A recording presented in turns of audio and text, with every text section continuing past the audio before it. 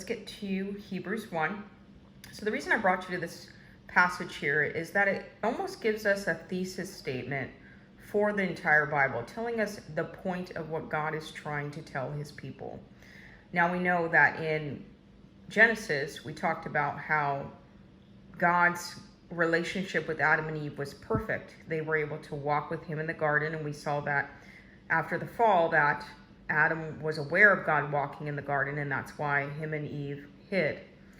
And so now we want to turn our attention to Jesus as the greater picture of God's presence. So we looked at Moses next, and our whole focus on Moses was to see that Moses was a monumental figure that the people would have known as someone who was displaying or reflecting God to them. So that was their tangible, like what we've been talking about, tangible place of understanding that God's presence was with them.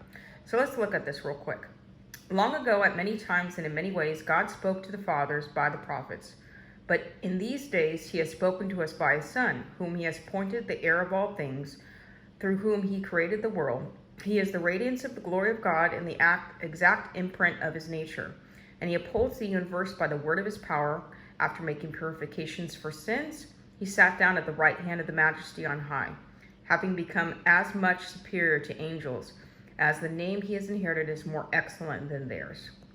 So what we see here is that God, his whole purpose in writing God's word, or his word, I should say, is number one, to reveal himself, and number two, to reveal the answer to the problem of sin. So the Bible is about who God is and what he has done to answer the problem of